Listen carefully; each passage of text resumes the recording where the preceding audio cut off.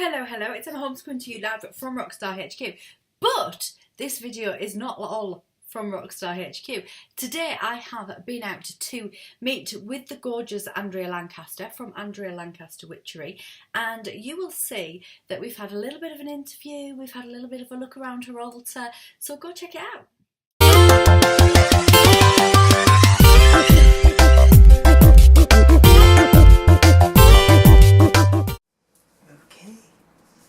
So, I am here with gorgeous Andrea Lancaster. I've been in this therapy room quite a few times, but it's lovely to see you, and I want to ask you some questions. Okay.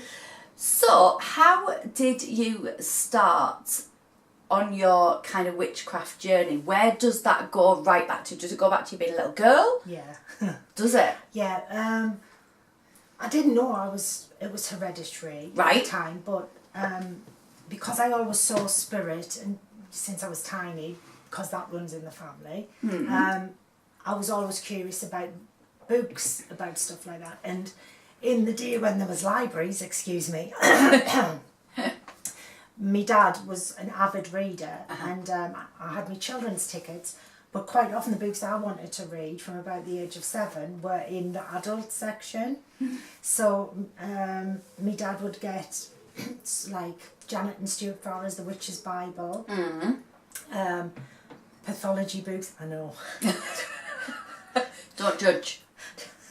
That's my dad's fault though, because he read a lot of that. So, you know, I kind of used to pick them up and read them. Yeah. But the witches books I read obviously books about mediumship and stuff like that, and I didn't understand all of it because I was 7, 8, 9 when I was reading them all. Yeah. But that's where it actually started from. So you mentioned your dad there. Your hereditary line, where does that come from? Your mother, it always comes from your mother's side. If you're a hereditary witch, it actually comes from your mother's line, Right. bloodline. So through your mother's down. Yeah. And that comes down right the way, well, I've traced it as far as Cornwall. Right. So, St Austell. But your dad was very open to you. His side of the family were all spiritualists and Right. mediums Yeah. who sat in circles and things like that. So I had it on both Right. sides. And when you say that from being very little you saw spirit, how did that appear to you? Literally like you're sat in Like front I'm of me. sat Yeah, there? Right, okay. Yeah. Cool. And did you think that was Normal. obviously really normal? Yeah. Very normal. Yeah. Because my mum's mum, where the line comes from, was a brilliant medium, and when she was babysitting them on a night, our dad would come and stand at the end of the bed and stand and talk. Right. And he'd be holding this miner's lamp. Well, he was a miner at first until he lost his leg in an accident down the mine. And so he would hold this miner's lamp, and I'd wake up and he'd be there chatting away, and me and Anna would just say, oh, it's me dad. And of course you think, oh yeah, of course it's our dad. Not thinking, well, isn't he dead? Like, you know, Yeah. you don't think those kind of things when you're a child, you just accept. Yeah, yeah. And, you know, so... And was there a point that you remember when you realised that that didn't happen to everyone? It was... I think I was about 11 or something. And my mum had never told us that my nana was a medium. It was when I started to hear other people talking in the family, and my nana came out with this statement one day: make sure Andrea's guardian angel has told me she's got to hold the rail when she's coming down, or she's going to trip and fall down the stairs. And I was like, what? What's that? What's a guardian angel? And because I'd never heard that before. Yeah. And then all of a sudden it was like, oh, it's just you. And my mum didn't really explain until my nana died that she was a medium. Right. And I was like, well, so that's what I do. Yeah, that's what you do. Right, so why didn't you just explain? She just never did. And how old were you then? 15. 15.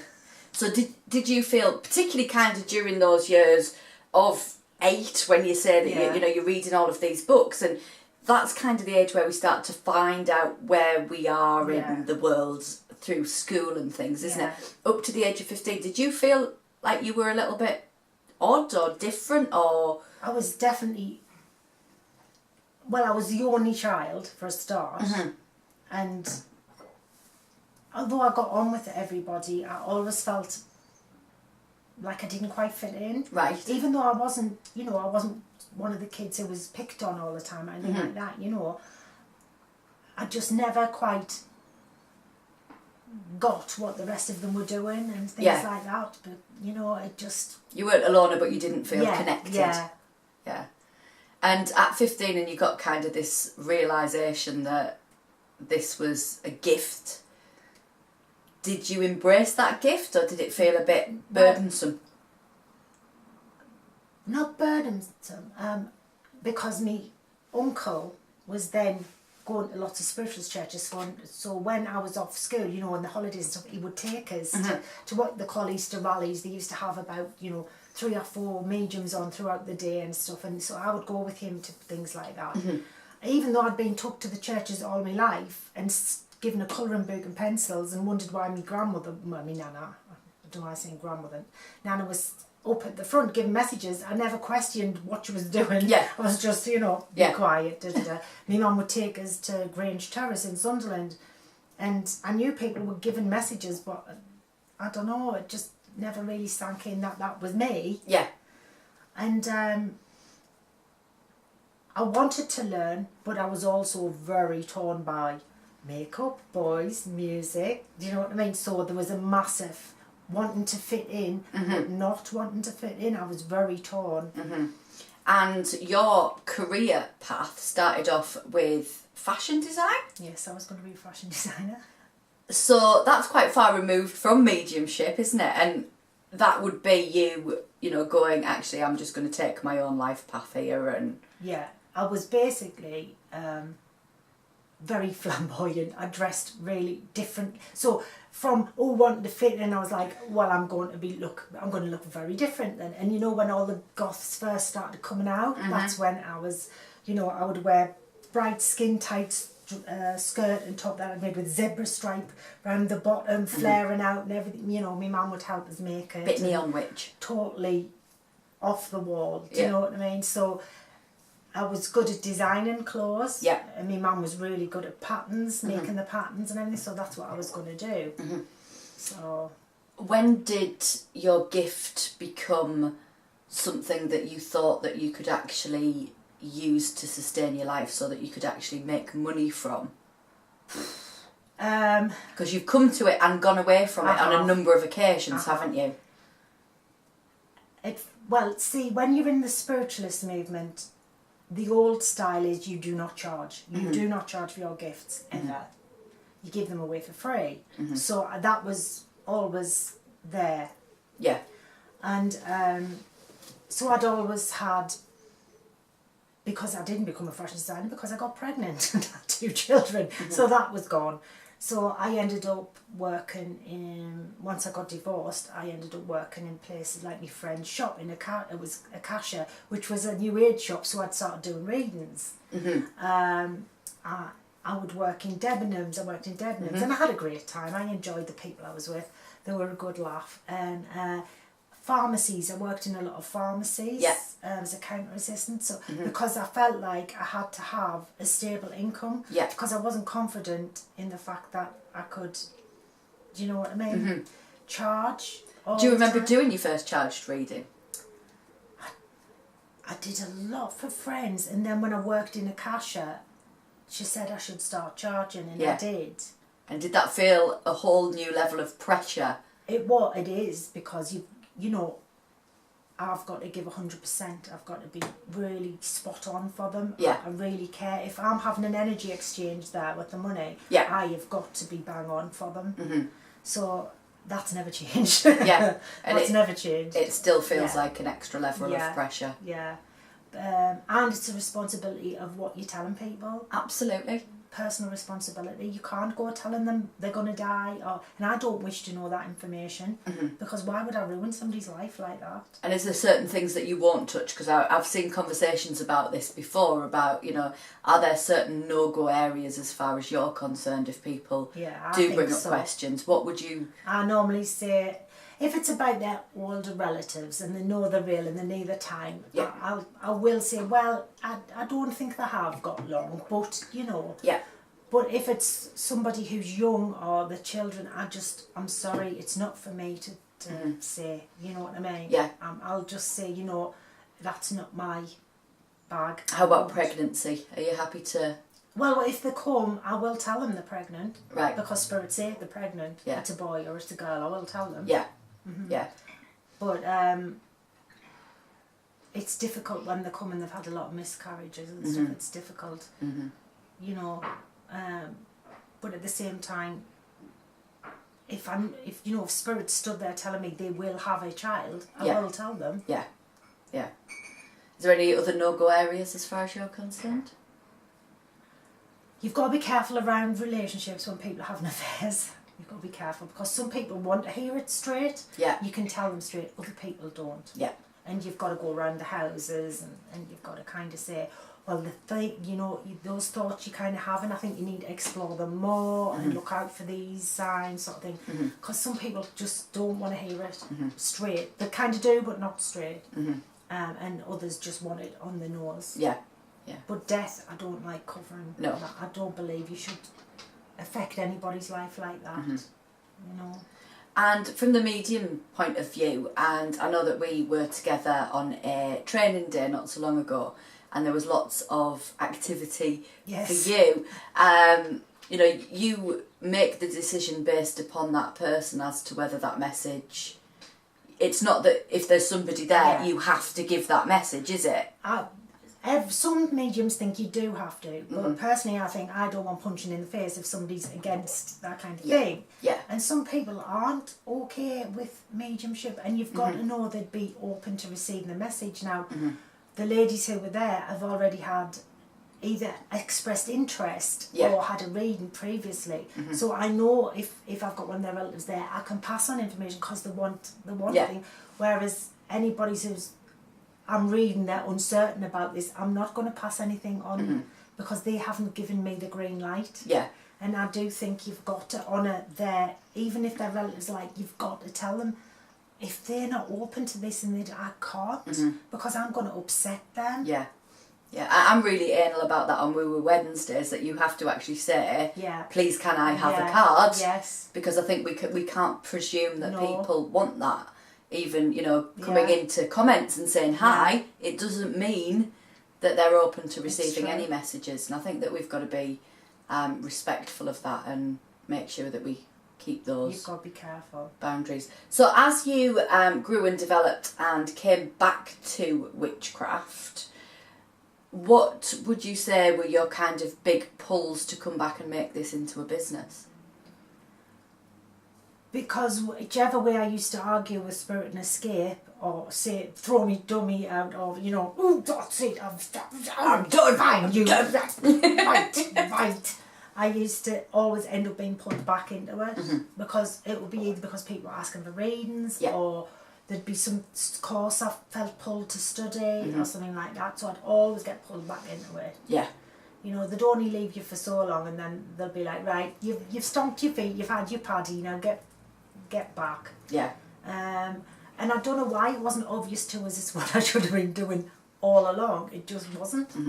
I think often the thing that's right in front of your nose is the thing that is the most difficult to find. Definitely. And we all overlook the really obvious. You know, when I use the word business, I don't think it does it justice, and I think it makes it feel quite cold and clinical. So how do you measure that up as making money and building a business and the service that you want to provide people with and your purpose? Well, as I say, there was always issues with money. Being brought up in a spiritualist, you didn't charge. But then I'd studied Reiki and I realised energy exchange was okay and was actually something you were meant to do. Yeah. Because you shouldn't leave somebody lacking, you know. So that was nice to know. But I always made sure I was either doing charity events, so that I was balancing stuff out when I was charging. I still make sure I'm giving money to charity now.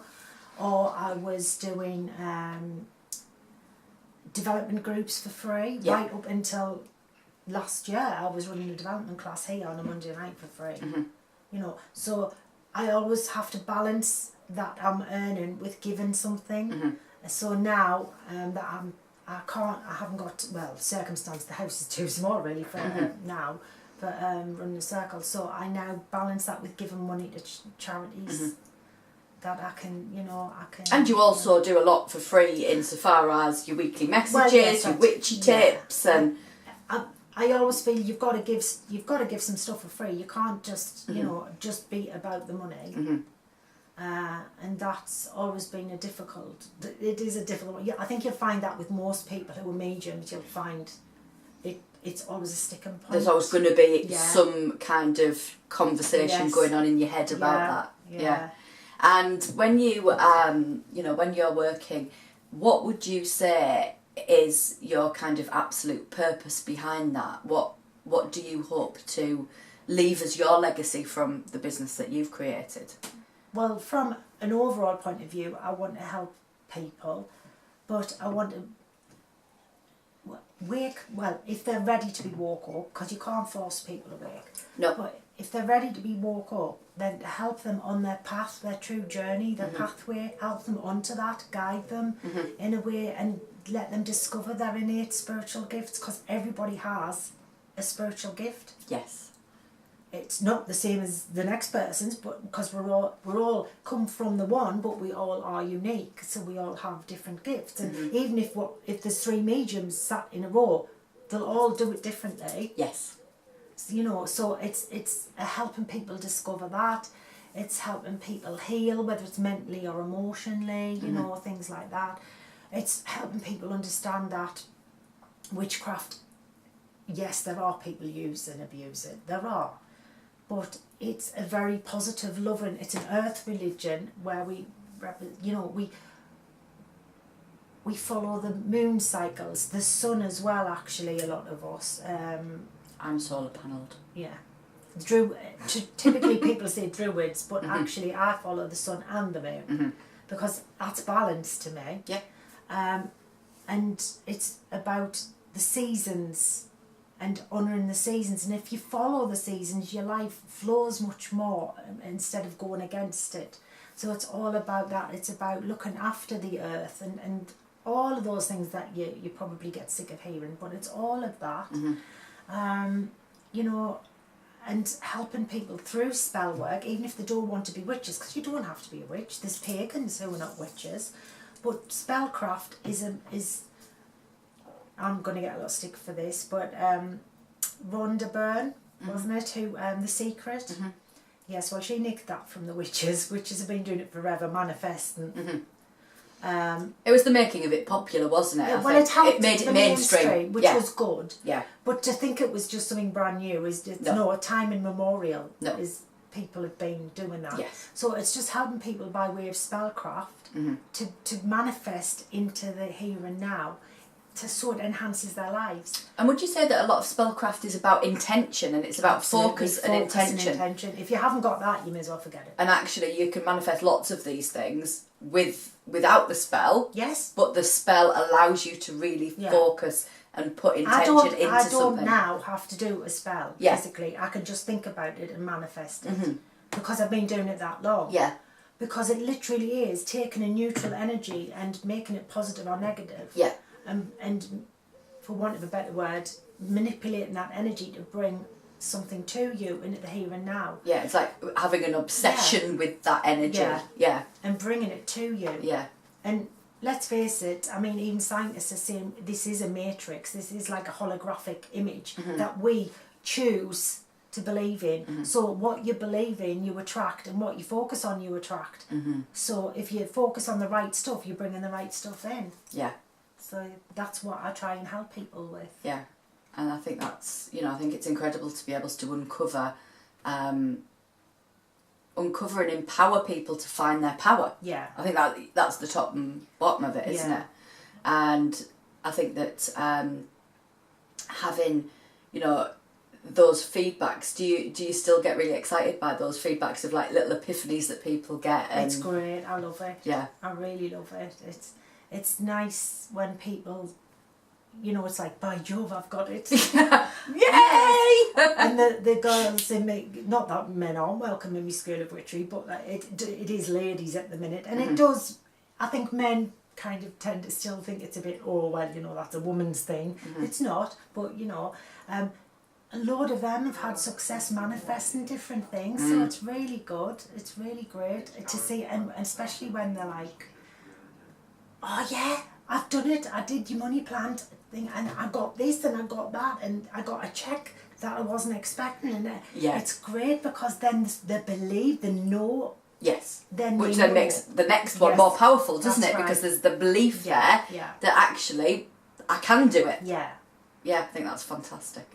So it's lovely, and it's lovely when people learn to read the cards and somebody gives them good feedback and stuff, and it's like, yeah, I can do it. Yes, you can. I told you could. You know, it's really magical. It's lovely, and when people take their step onto the path that they have really come here to walk, instead of doing the job they hate and don't like, or they're in a really bad relationship, they literally are taking their power back and doing what they want, because we're here to be happy. We're not here to be miserable and work ourselves to death doing something we hate. We're actually here to be happy and enjoy life and love life. And it's making people realise that they can have that. Okay, life's going to have its ups and downs. Yeah. We're here to learn as well. And that's the crap bit. But, you know. Do you believe that we already have that path lined out? Or do you think that... Well, it's funny. I was thinking about that today. I knew you were going to ask that. Of course you did. Knew every question that was coming. Well, Spirit were particularly prominent about this one. And I do think we do sit there with OK clipboard and say, oh yeah, I'm going to do this then, I'm going to write that down, I'm going to do that. Oh, that'll be easy. Oh, I'm going to have that. Gold star for that one. Yeah. But how we get to that is up to us. And I don't think it matters if we don't achieve everything, but it's just the goals we set ourselves. And I think there's many outcomes in our life, but the main thing is that you do it with joy and love. Yeah. And I think that, you know, so much can change on really micro decisions as well, can't it? Absolutely, yeah. You know, I think that even the tiniest little... It's the... what's that film called with sliding doors? Yes. The whole sliding doors thing. That, you know, if you just caught that train, or if you didn't catch that train. And how many times have we all done that? Yeah. You know, I remember not so long ago, I was on my way to a meeting. Sorry, that's the dog. Up the A1, up the major road that goes through our region, but there was a crash, just literally had happened. Yes. And if I hadn't stopped to get petrol, I could have been part of whatever had happened there. I can tell you that we were coming back from Edinburgh, a group of us who used to be in my development class, and we were getting near to Berwick, and one of my friends said, look at that cloud, there's literally a white cloud with a black shape of a man on it pointing down at the road. And we were like, whoa, seriously, it's not moving, it's pointing. And we were like, right, I think we should pull off at Berwick. So we stopped, we had some drink and a snack, got back on the road, and there'd been a massive pile up, and they had to have 3 air ambulances. They shut the A1. Oh, I get tingles even you telling that. Yeah. And micro decisions can often change our fates massively. So, you know, and then the car broke down that we were in, and we had to pull it over, but there'd been more problems down the way, so that the car had completely broke down, so we weren't even allowed to shift from that's the universe saying stay bloody still, isn't it? Yeah, until everything's clear. But we were protected because they were looking after us. Yeah. But so it does happen, Wow. So, you know, if you look at the pointers, they'll tell you. Yeah. So, messages from the universe. I know that lots of people will say to me that, you know, I've got this gut feeling, or I've got this, or I've got this, and, you know, also, wow, I just got slapped around the face by the universe. What would you say about kind of trusting your intuition and starting to learn to trust? You've got to. If you want your life to go well, You need to learn to tap into your intuition and your higher self. I always say to people, learn to build up a good bond with your higher self, because your higher self is never going to lie to you. You might not like what you hear, but it's not going to lie. Yeah. It's either going to say yes or no, and you listen. And how do you go about doing that? How do you go about kind of tapping into that higher self? It starts with your gut Yeah. instinct, because that's where it's coming from, really. Yeah. Learning to differentiate between an excited something good's happening and a, oh, that's not something good, that's when it's so warning bells. Yeah. And learning from there, once you've started that, to meditate. And everybody says meditate and everyone goes, but it's true. If you meditate and learn to trust what your high, you sit with the intention of making a bond with your higher self. So whatever you're doing, if it's sitting to meditate, to get to know your guide, you tell them that's your intention. Do you know what I mean? This is my intention. Yeah. And that's what you do. Yeah. And you build it up. And to be honest, your main guide, yes, we do have them, is your higher self. It's not just your guide with your mediumship, your witchcraft, which we all have our different guides. They are there to help, but our main guide really is our higher self. And if we don't listen, what are the ultimate consequences of that? All sorts. You could end A bitch slap. Massive bitch slap. From being in the wrong relationship to ignoring things that are going on if something's going wrong, where you could stop it, to literally car accidents, anything like that. If you're going to ignore it, be prepared. Do so at your own peril. Yeah, literally. You know, when people listen, they haven't got on aeroplanes, and it saved their lives. Yeah. Yeah. We've all read stories like that, haven't we? Trains. Yeah. Where there's been terrorist attacks, people of higher self has said, or sometimes their guide, but you know, the higher self has given them that feeling of don't go there, and they've listened. So always listen to it. Yeah. The amount of people who I get sat where you are when I'm doing a reading and they go, yes, I know, I do get those feelings, and I'll say, yeah, but you ignore them, don't you? Yeah. And then I always regret it, and I'm like, what do I say to that? I think you better listen now. Yeah. I think it's time to listen. I'd like to touch on your clairs and what that actually even means. And what clairs do we have out there, and how does that come There up? are many Claires, not just by name. It's your senses. When we're dealing with mediumship, for instance, you've got clairvoyance. Now, you can have a form of clairvoyance psychically, so that doesn't mean you're a medium. This will be the one that most people know, because this is the one that you'll have seen throughout. So that's going to fairs symbols and things, different things like that. You know, that can be psychic. Clairvoyance with mediumship is when you see spirit, and it's whether you see them in your mind's eye or you physically see them standing next to you. That's clairvoyance. Right. Noisy dogs outside. Clairaudience is hearing spirit. So clair means clear. Right. So clear seeing, clear hearing. So that's either like microphones, that would be somebody speaking. You'd be speaking to them. No. Earphones. So, earphones, that's they're the what ones. she's after. They're the ones. Earphones in your head where you're hearing spirit talk to you. Yes.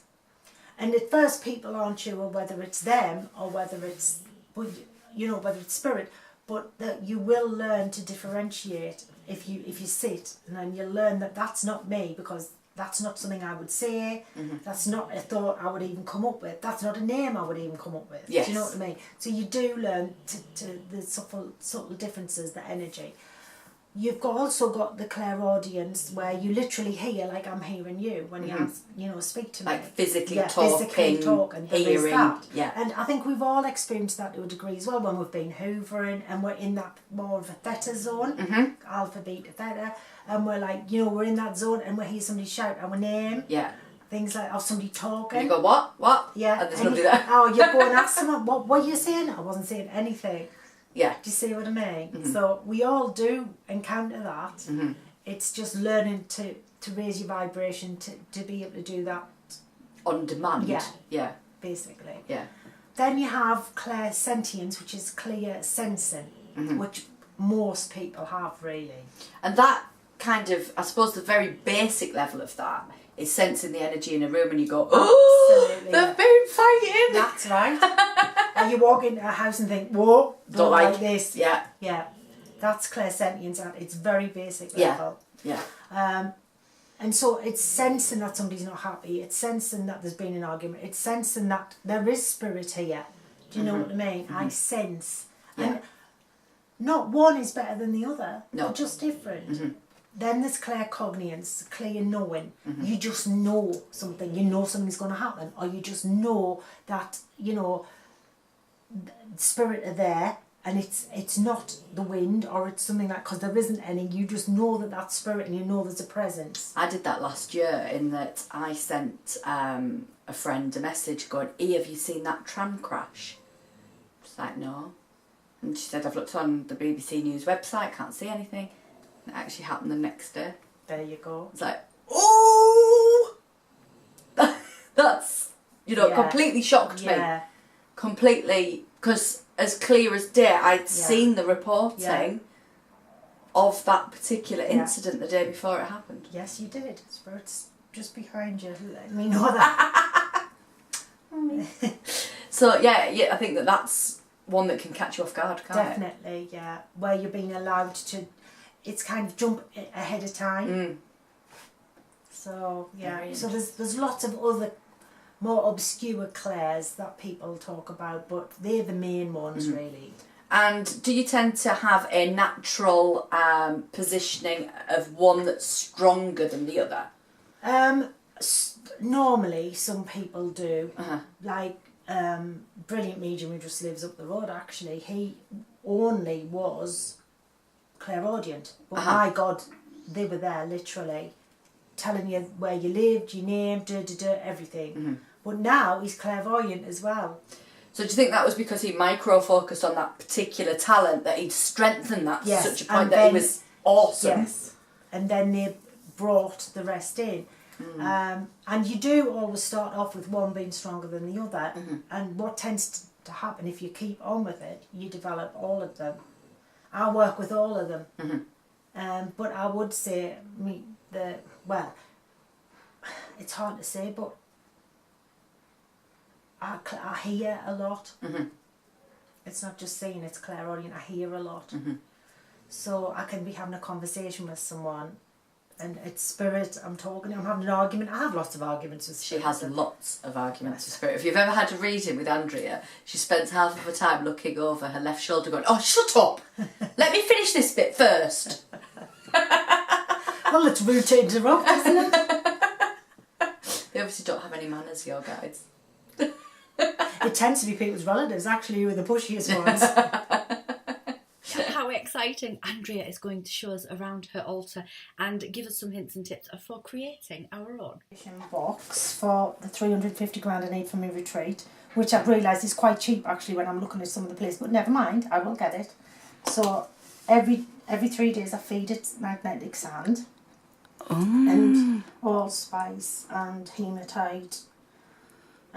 So is that just like the magnetic sand that we get for kids? Yeah, just the same stuff. Yeah. And what's the significance of the magnetic sand? Because it draws the money in. Right. You use bergamot oil or basil, cinnamon, any kind of money attraction oil. Right. And it's got 3 loads done. Well, it's got more now because I just keep feeding it more. I use iron filings, you know, the stuff you used to use in experiments. Yeah. There you go. That you used to play with the Bunsen burners. Yeah. Feed them. Obviously. Bells.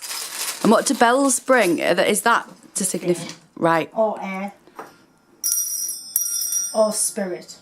Oh. So, cowrie shells, they attract money. I was talking about it on Wednesday, making a little, you could make a necklace but it would look a bit naff. But you can put them in a money bag. Yeah. Because they were actually, a long time, they were currency. Right, so that's their significance to money. Yes, so feed that. That's me every day manifestation box that's been going for about nearly 2 years. So what would you put into that? I've got, well, there's my cash cow. Love your cash cow. Love your cash Bit of cow. selenite. Oh, just a little bit. She'll show you all of the massive amounts of selenite that she's got in just a second, I would imagine. So that's, as you can see, it's got magic chalk in that I came up with myself. It's got High John the Conqueror root, which is good for, it's very good for gambling and everything, but I'm not a gambler, but it does, it attracts success and luck. Yeah. It's got pennies in and pounds and cowrie shells. It's got all the herbs that attracted. Hematite. You've probably got hundreds of pounds if you took them out of all the manifestation boxes. Yes, probably. You're definitely a good custodian of money. Yes. So you feed it with the oils, you know, things like that. It's a very busy altar at the minute because I've got, because I was trapped in Edinburgh, I didn't get to do my final spell with the candles and everything, so I'm going to have to wait for the full moon on the 31st. So that's what they're waiting for. A simple pine cone on the altar protects your house from negativity. We all need a bit of that. Obviously I've got all my crystals. It's a very busy, this is Molly's little ammonite, so I'll just move that out of the way, bless her. I was just putting it on the altar. Oh, lovely. And I've got shells because it's in the west. Well, technically it's not, because the altar is actually in the east and that's the north. Well, about there. But I can't get the altar into the north, so I've had to put it in the east.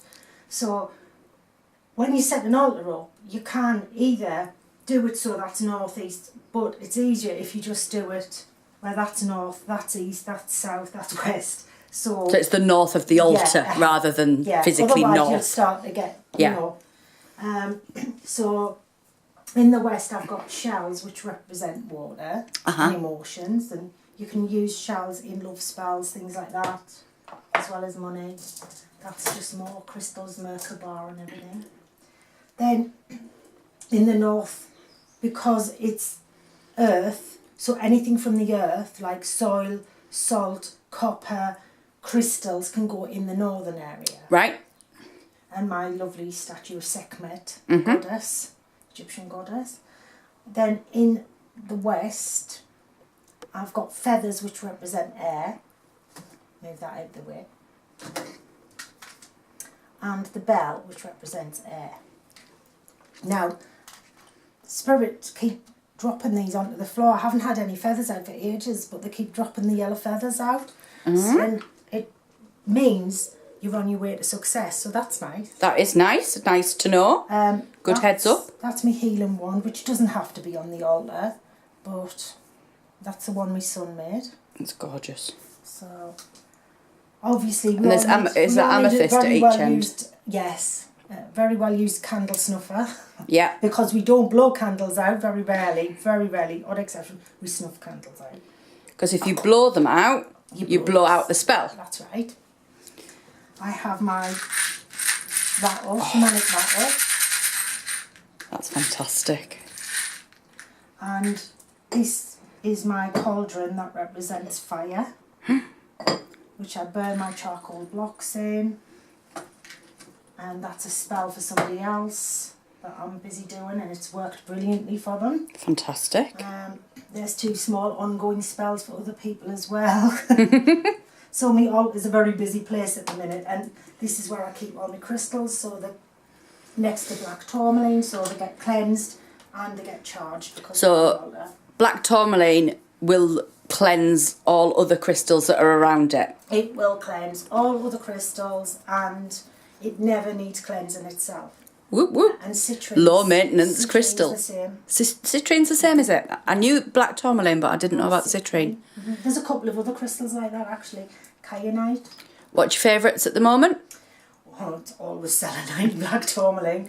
But you say that right. I can see 1, 2, 3. Well, I can't even count how many pieces of selenite I can see. I like the obsidian arrowheads as well. Oh, that's nice. That's nice. Literally can cut yourself open with that. Yeah, be careful. very careful. So they razor sharp, are they? Yeah. Wow. It's what Native Americans will use in Sundance ceremonies where they literally pierce the skin. But I don't do that to my clients. No, she's not going to hurt you. Have you seen the size of that piece of rose quartz over there? Look. That is just huge. A lot of love. That's lapis. I've got a bit of a thing for lapis, but I know that there's a little bit of controversy about lapis at the moment. Ooh. And about where it's been mined. Oh, well, yes. And making sure that it is actually conflict free. Yeah. I know, it's the same with all crystals actually. But Colin from Durham tries to get them as ethically mined as possible. He's really good like that. And this is Chryscola, and that's been ethically mined. That's beautiful. And the more you look at that, the more there is to it. Yeah, well, it's a goddess stone. And it's got copper and it's got malachite and different...